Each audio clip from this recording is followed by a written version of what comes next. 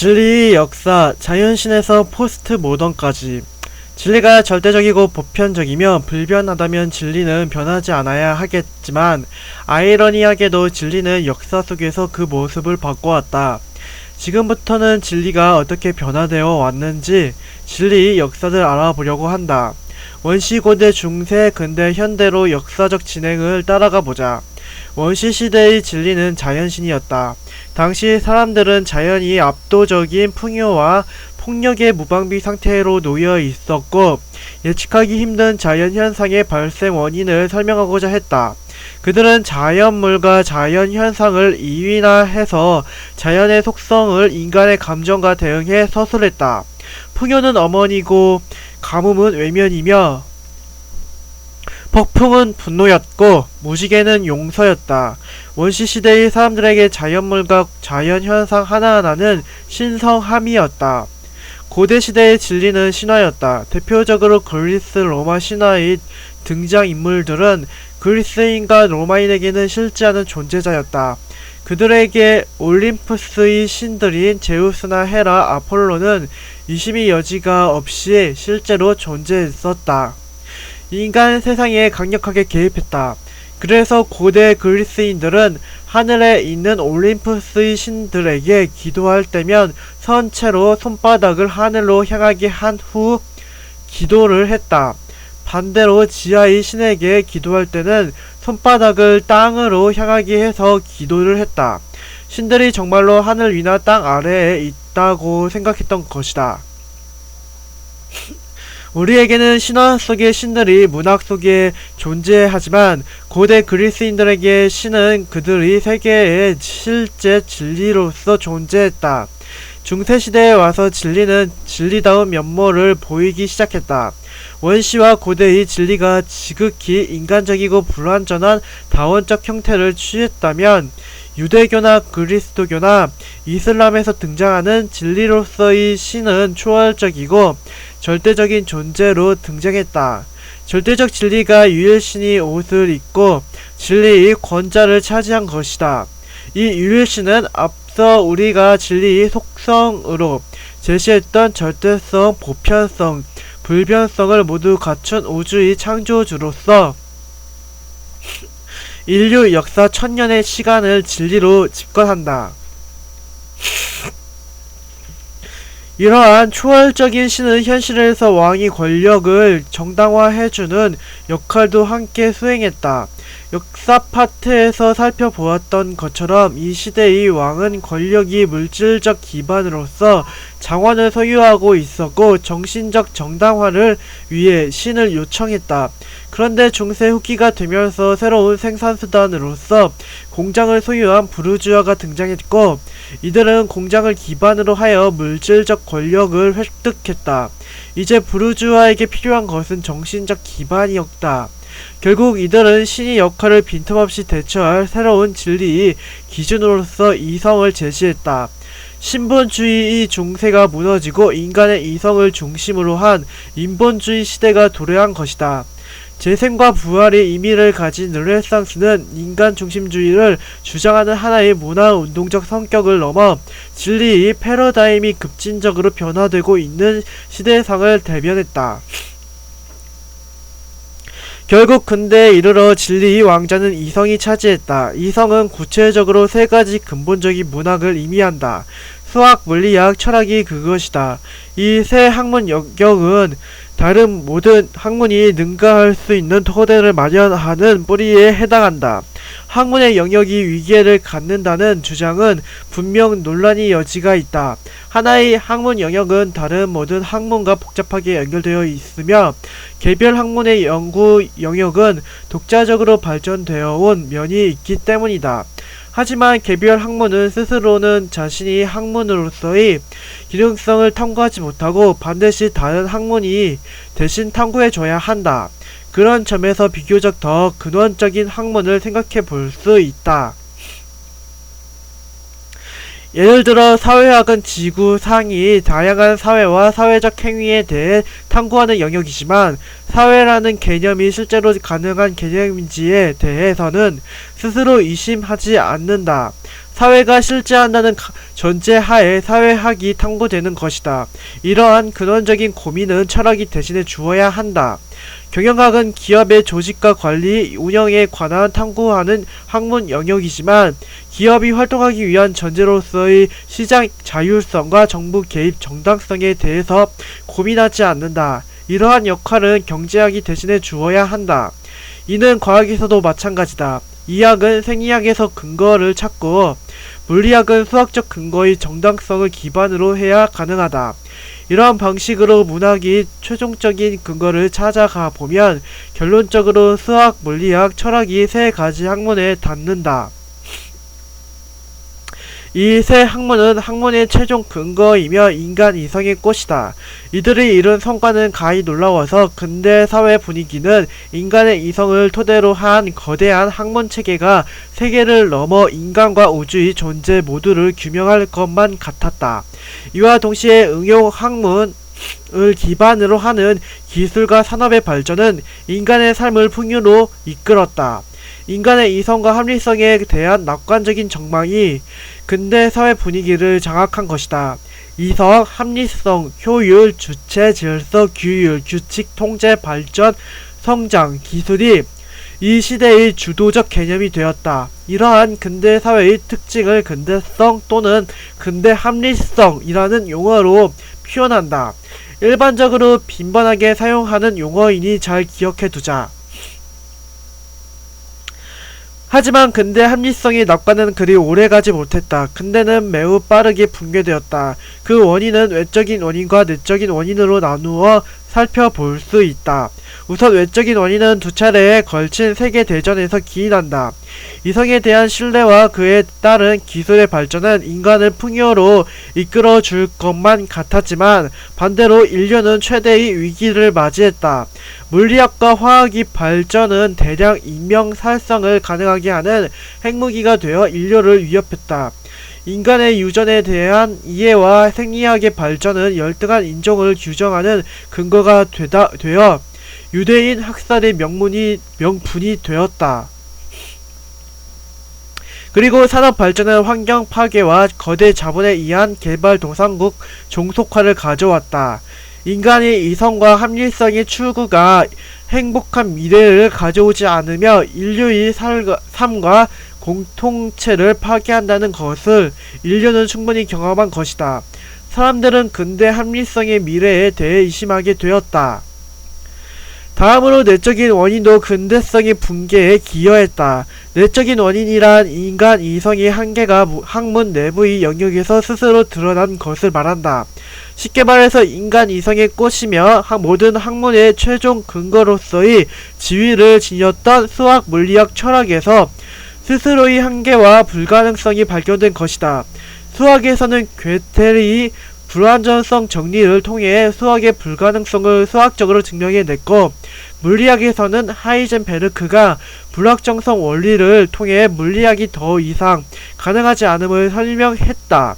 철학에서는 파이어 아벤트가 인식론적 무정부주의를 통해 철학적 방법론의 규칙이 필요하지 않음을 설명함으로써 학문 전체의 질서를 흔들었다. 이 세 이론들의 공통점은 각각의 이론이 자신이 학문의 한계를 드러낸다는 점이었다.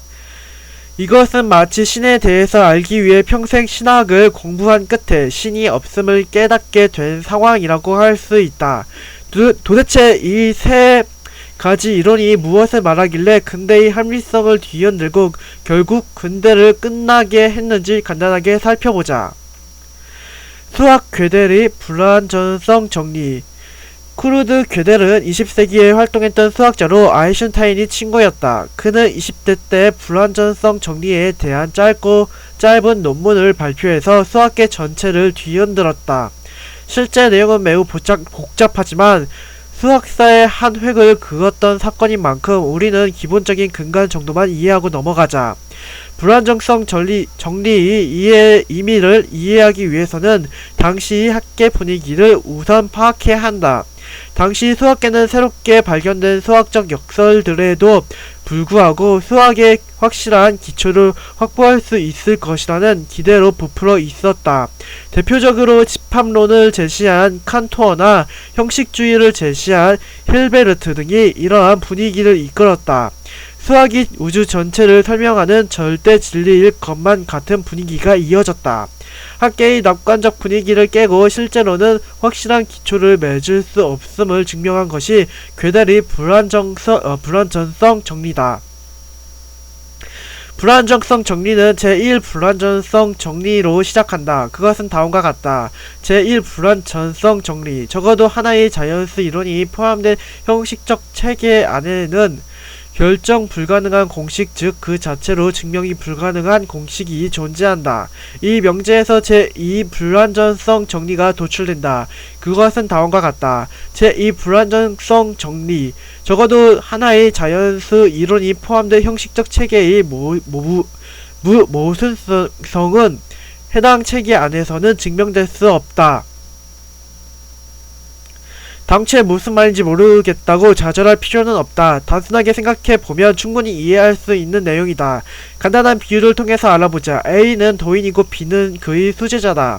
그들은 수학의 우주에 살고 있다. 이 수학의 우주는 너무나 명료하고 질서정연해서 그 안에서 증명되지 않은 것이란 그 어떤 것도 존재하지 않는다. 그런데 어느 날 A 도인이 말했다. B야, 사실 이 세상에는 증명할 수 없는 하나의 문장이 존재한단다. B가 놀라서 물었다. 아니, 스승님 그게 무슨 말씀이십니까? 모든 것이 증명되는 이 세상에 증명되지 않은 것이 있다니요. 그게 무엇입니까? 깨달음을 주십시오. 그러자 A가 답을 알려주었다. 그것은 이 우주 안에 있는 모든 것은 증명될 수 있어도 이 우주 자체가 증명될 수 있는지는 알 수 없다는 것이다. 이 우주가 실제로 존재하고 있는지 아니면 한바탕 꿈이었는지는 이 우주 안에서는 결코 증명될 수 없고 내가 죽거나 꿈을 깨고 나서 이 우주를 벗어난 다음에야 알 수 있게 되는 것이란다. 괴델의 불안정성 정리의 내용이 이와 크게 다르지 않다. 하나의 특정 수학체계는 자기 스스로의 무모순성을 증명할 수 없음을 항상 내포하고 있다. 따라서 기존에 우리가 수학에 대해서 알고 있었던 것과는 달리 적어도 하나의 명제는 증명할 수 없고 이것은 수학체계가 완벽하게 증명될 수 없음을 의미한다. 그나마 1년 후 완벽해 보이는 수학의 기대였는데 알고 보니 스스로 해결하지 못하는 내적 모순을 갖고 있었던 것이다. 이로써 수학은 절대적이고 완벽하다는 오만에서 벗어나 불안정성을 전제하고 이를 극복하기 위한 방향으로 모색하게 되었다. 물리학, 하이젠베르크의 불확정성 원리. 하이젠베르크는 괴델과 같은 시기인 20세기에 활동한 이론 물리학자다. 물리학은 두 가지로 구분할 수 있는데 우주와 같이 거대한 영역을 다루는 물리학을 거시 물리학이라고 하고 원자나 전자 단위와 같이 소립자의 영역을 다루는 물리학을 미시 물리학이라고 한다. 근대에는 거시 물리학으로서 뉴턴 역학이나 아인슈타인이 물리학이 중심을 형성했다면 현대에 와서는 미시 물리학으로서 양자 역학이 학계의 핵심이 되었다. 최근에는 거시 세계와 미시 세계를 통합하려는 움직임이 쟁점이 되고 있다.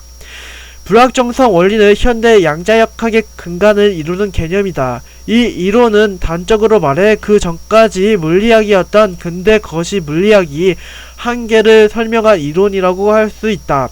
기술의 발전과 함께 점차 측정 가능해진 작은 소립자의 세계에서는 더 이상 거대한 세계의 물리법칙이 적용되지 않는다는 것을 알게 된 것이다. 기존의 물리학은 시간에 대비한 위치와 속도의 함수로 물질을 표현한다. 즉, S는 V.T를 파악하는 학문이 물리학이다. 예전 중학교 시절에 지겹게 암기했던 거리는 속력 곱하기 시간이 그것이다. 세상의 모든 존재자는 S는 V.T의 법칙에 따라 정확히 움직이며 나타난다. 그런데 어찌된 일인지 소립자의 세계에서는 물리학이 가장 기초적인 법칙이 적용되지 않는 것처럼 보였다. 소립자 세계에서는 위치를 정확히 파악하려 하면 속도가 불확실해지고, 반대로 속도를 정확히 측정하려 하면 위치가 불명확해졌다. 예를 들어보자. 어마어마한 기술력을 바탕으로 특수하게 제작된 현미경이 있고, 이를 통해 전자를 관찰하기로 했다. 그런데 관찰이라는 행위는 빛이 물질에 반사되어서 눈에 도달하는 과정을 의미한다. 전자를 특수 현미경으로 관찰한다는 것은 특정 전파를 전자에 충돌시켜서 튕겨져 나온 것을 감지하는 것이다. 그런데 문제가 발생했다. 전자를 관찰하기 위해서 전자기파를 쏘았더니 전자의 위치는 정확하게 파악할 수 있었지만 전자가 너무나 작아서 전자기파로 전자의 속도가 변화된 것이다. 측정하려는 전자가 A 당구공이라면 전자의 위치를 확인한답시고 또 다른 B 당구공을 충돌시키는 상황이므로 전자의 속도가 변화할 수 밖에 없는 것이다. 그래서 이번에는 전자의 속도가 변하지 않을 만큼의 아주 약한 전자기파를 미약하게만 쏴보았다. 그랬더니 전자에 충돌하고 튕겨져 나온 전자기파가 힘이 없어서 감지기까지 도달하지 못하고 중간에 어디론가 사라져 버렸다. 전자기가 어디에 있는지 확인할 수가 없는 것이다. 전자가 어디에 있는지 확인할 수가 없는 것이다. 다시 전자를 당구공에 비유한다면 A 당구공의 속도에 변화를 주지 않을 만큼 살짝 B 당구공을 충돌시킨 것이다. 그랬더니 B 당구공이 다시 돌아오지 않았다. 이를 정리하면 위치를 정확하게 파악하려면 속도가 불확실해지고, 속도를 정확하게 파악하려 하면 위치를 알 수 없게 되는 것이다. 결론적으로 말해서 현대 물리학에 와서 과학자들은 소립자의 위치와 속도를 동시에 측정할 수 없다는 것을 알게 되었다. 그런데 이건 문제가 된다. 왜냐하면 물리학의 기본은 특정 물체를 위치와 속도로 표현하는 것이기 때문이다. 소립자의 위치와 속도를 동시에 측정하지 못한다. 는 것은 소립자의 세계에는 더 이상 기존의 물리학이 적용되지 않는다는 것을 뜻한다. 물론 이에 대한 비판이 있었다. 소립자의 위치와 속도를 동시에 정확하게 측정하지 못하는 것은 단지 기술상의 문제일 뿐이며, 측정 도구와 방식을 엄밀히 하면 소립자의 세계도 고전 물리학의 방식으로 충분히 관측할 수 있다는 비판이었다. 하지만 하이젠베르크나 닐스 보어 등 일부 과학자들은 이를 부정하고, 불확정적인 현상은 단지 측정의 문제가 아니라 소립자들이 원래 속성이라고 선언했다. 이를 코펜하겐 해석이라고 한다. 하이젠베르크의 불확정성 원리가 물리학을 아예 불가능하게 한 것은 아니다. 불확정성 원리 이후 과학은 더 발전해 왔으며, 소립자의 불확정성은 물질서가 아니라 확률 안에서 유의미하게 제한되어 나타나는 현상으로 이해되었다. 다만 불확정성 원리가 탄생할 당시 충격적인 분위기, 그리고 물리학이 완벽하게 세상을 예측할 것이라는 확신을 무너뜨렸다는 점에서 불확정성 원리는 이성에 대한 확신으로 가득 차 있던 근대 합리성의 시대를 변화시키는 데 공헌했다. 불확정성 원리에 대한 더 자세한 내용은 이 책의 과학 파트에서 다루어질 것이다.